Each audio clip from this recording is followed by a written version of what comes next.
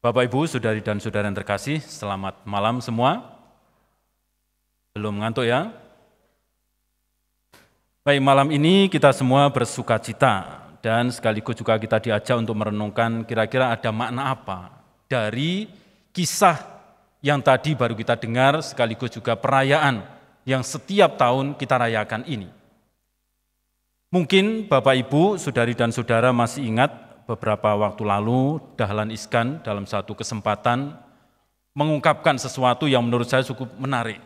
Yang diungkapkan itu soal kebenaran. Jadi dia melihat dengan kemajuan media sosial saat ini, kebenaran itu titik tolaknya bisa berubah, bisa bergeser.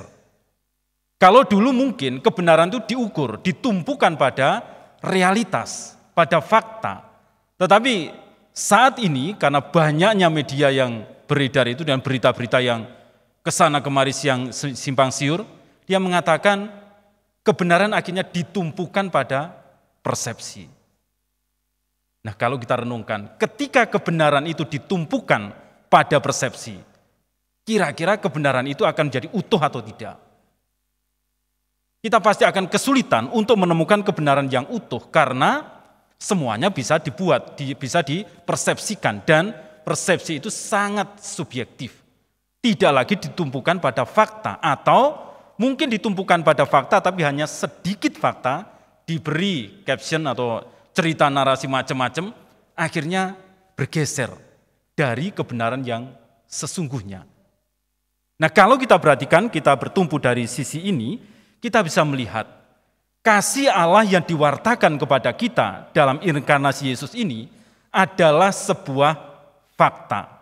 Jadi kebenaran bahwa Allah menjadi manusia itu nyata. Dan di sini kita bisa melihat juga bahwa kasih Allah yang diberikan kepada kita ini akhirnya juga jelas sekali. Ini sebuah realitas, bukan sebuah persepsi. Mungkin sebelum Kristus hadir banyak orang berspekulasi. Nanti Allah akan datang begini, kasih Allah itu seperti ini dan seterusnya.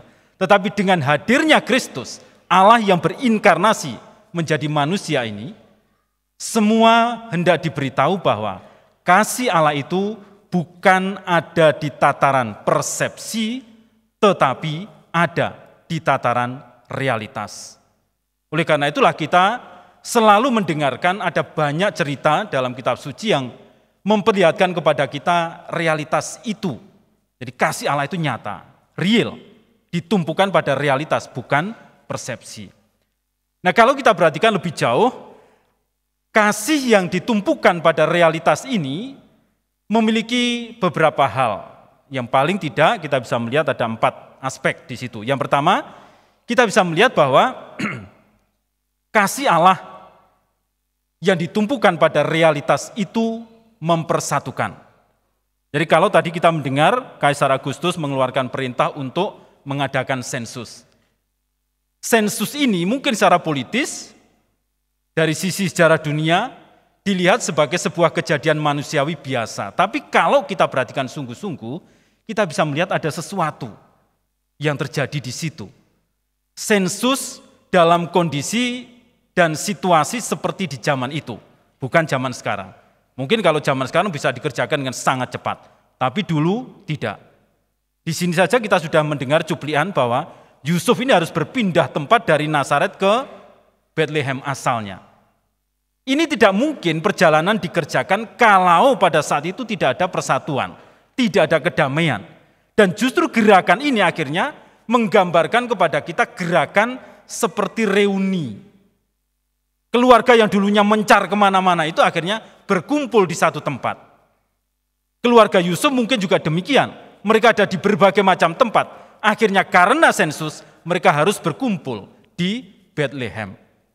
Karena mereka didaftarkan di sana. Ini menunjukkan kepada kita secara umum.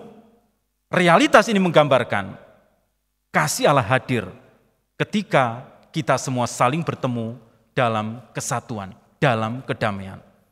Nah, kalau kita renungkan bersama, kita bisa melihat mulai munculnya friksi, mulai munculnya ada konflik, perpecahan, di situ pasti tidak ada kasih.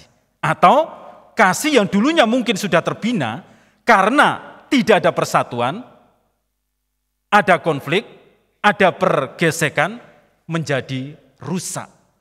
Kasih tidak lagi mempersatukan, tetapi justru di situ dirusak oleh ketidakmampuan kita menjaga kesatuan itu. Anda semua bisa melihat keluarga masing-masing atau dalam komunitas masing-masing ketika masih dalam keadaan yang baik dan ketika dalam keadaan yang tidak baik. Apakah kasih itu hadir? Ini menunjukkan kepada kita bahwa inti dari kasih Allah itu ada di situ. Kasih Allah itu mempersatukan. Lalu hal yang kedua kalau kita perhatikan, kasih Allah itu ternyata mengundang orang untuk mau berkorban. Maria bisa mengatakan ya terhadap apa yang diwartakan Allah. Ini adalah bentuk pengorbanan. Yusuf juga demikian. Dia bisa mengatakan, saya bisa menerima Maria dalam kondisi yang semacam itu. Dia mau melepaskan kenyamanannya. Padahal sebelumnya dia kepingin melepaskan Maria. Dia takut kalau nanti ada masalah dia bertanggung jawab. Tetapi di sini dia mau berkorban. Dia mau keluar dari kenyamanannya untuk mau bersama dengan Maria, mau menghantar dia untuk membawa kanak-kanak Yesus nantinya dan untuk memelihara keluarga ini. Kasih pada akhirnya memiliki tuntutan ini, mau berkorban. Dan Bapak Ibu, saudari dan saudara, banyak sekali terdengar cerita keluarga-keluarga yang terpecah.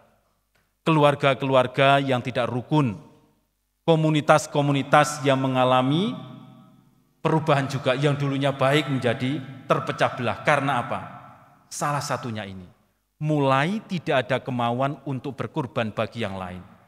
Dan yang dikerjakan seringkali adalah menuntut orang lain untuk berkorban demi dia. Tapi dia sendiri tidak mau berkorban untuk yang lain. Lalu mulai di situ hitung-hitungan, saya sudah berkorban lebih banyak, kamu belum. Atau mungkin menuntut lebih banyak lagi dari yang lain. Kamu harus berkorban lebih banyak untuk kita. Nah, ketika ini terjadi, maka kita menemukan tidak ada kasih di situ. Karena ternyata kasih Allah itu mengundang orang untuk mau keluar dari dirinya sendiri. Untuk mengerjakan sesuatu yang sekarang ditumpukan pada kasih itu. Bukan semata-mata pada kemauan diri. Bukan semata-mata pada kenyamanan diri. Di sini kelihatan, kasih Allah ternyata menuntut kita untuk berkorban. Dan saya kira Anda semua di sini juga demikian. Anda semua mengasihi Tuhan, Anda semua mengasihi Allah. Anda mau berkorban untuk meluangkan waktu datang ke sini dalam waktu yang seperti ini untuk beribadah bersama. Ini adalah salah satu bentuk pengorbanan. Dan mungkin juga adik-adik misdinar ini, para petugas, sudah melakukan latihan-latihan secara berkala sekian lama. Itu juga bentuk pengorbanan. Karena apa? Kasih kepada Allah yang mau diwujudkan dalam bentuk pengorbanan ini. Jadi kasih sekali lagi membawa undangan untuk berkorban. Lalu aspek yang ketiga yang bisa kita lihat dari cerita malam ini adalah kasih Allah itu ternyata membuka komunikasi. Komunikasi apa? Kalau kita perhatikan, terjadi komunikasi antara yang ilahi dengan yang manusiawi. Malaikat yang ilahi itu datang kepada para gembala untuk menyatakan sesuatu. Dan sebelumnya kita juga melihat hal yang sama dalam diri Zakaria, Maria, Yusuf. Yang ilahi datang untuk menghampiri manusia ini mengatakan sesuatu. Ini adalah bentuk komunikasi. Dan ini menunjukkan bahwa kasih Allah tidak berhenti pada dirinya sendiri. Dia mau mengkomunikasikan dirinya. Dia mau berusaha untuk menyapa. Dia mau berusaha untuk terbuka. Dia mau berusaha untuk menyampaikan ini loh yang mau diberikan Allah kepada kalian, kepada kita. Bapak, Ibu, saudari dan saudara, ketika komunikasi ini mulai tertutup, kita bisa melihat apakah relasi di antara kita bisa berjalan dengan baik? Apakah keluarga-keluarga bisa tetap rukun dalam satu kesatuan kasih? Apakah komunitas-komunitas bisa satu berjalan bersama dalam kasih? Saya yakin tidak akan terjadi. Dan justru di situ salah satu tolok ukur untuk melihat apakah keluarga, komunitas bisa berjalan dalam kasih, bisa dilihat dari sini. Komunikasi seperti apa yang terjadi.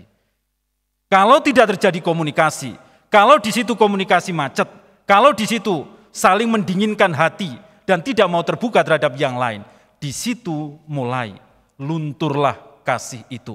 Tidak ada kasih dan akhirnya juga hancur. Tapi kalau kita perhatikan malam ini kita diajak untuk memperbaiki diri, memperbarui diri. Allah yang adalah kasih mau mengkomunikasikan dirinya kepada kita manusia. Dan justru dengan komunikasi itulah dia mau menyatakan bahwa kalian layak untuk diselamatkan, kalian layak untuk masuk dalam kasih. Ini adalah poin yang juga bisa kita perhatikan bersama. Lalu hal yang keempat yang mungkin juga bisa kita renungkan adalah kasih Allah ini membuat masing-masing orang yang mengenalinya dan mau mengikuti itu memiliki pandangan ke surga. Jadi semuanya mulai bertanya, ada apa dengan Yesus ini? Kenapa saya mengalami seperti ini? Maria bertanya, bagaimana mungkin hal itu terjadi? Yusuf mulai ragu-ragu, tapi kemudian juga mulai berpikir, ada apa ini semua? Kok semua kejadian ini terjadi dengan cara yang ajaib? Zakaria pun juga sama. Orang-orang yang di sekitar Zakaria juga melihat, ada apa dengan Yohanes ini? Ada kuasa Allah yang menyertai dia. Dan sekarang kita melihat, Yesus hadir di tengah-tengah manusia. Malaikat-malaikat datang kepada para gembala. Mereka mendapatkan pewartaan dan penampakan malaikat yang sangat luar biasa itu. Mereka mulai mencari, ada apa ini?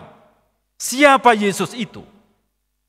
Demikian juga nanti berikutnya kita akan melihat orang-orang Majus.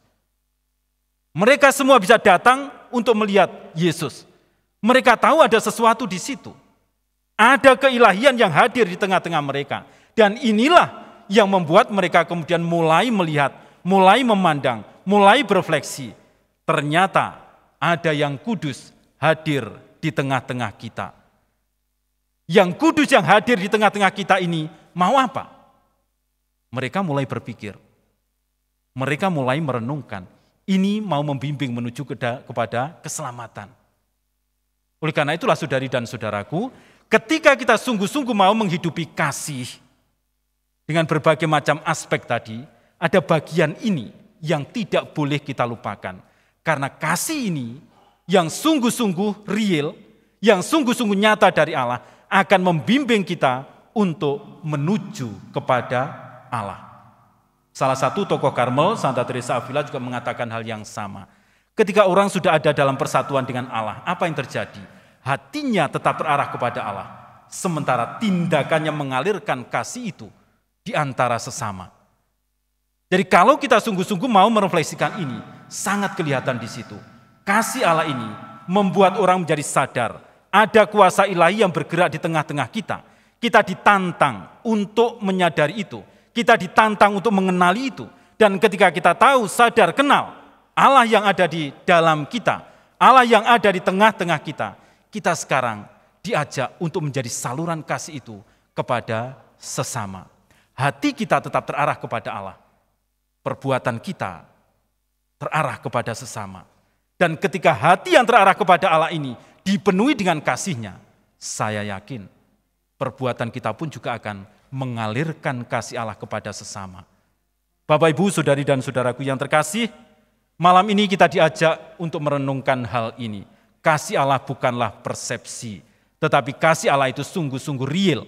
Kasih Allah itu adalah realitas. Realitas yang mengandung sekian banyak aspek tadi, yang akhirnya akan membimbing kita menuju kepada Allah. Kalau kita mau menghidupi dengan baik, maka kita pun pelan-pelan juga akan dikuduskan, supaya nanti ikut bersama-sama dalam kebahagiaan surga. Mari kita renungkan bersama.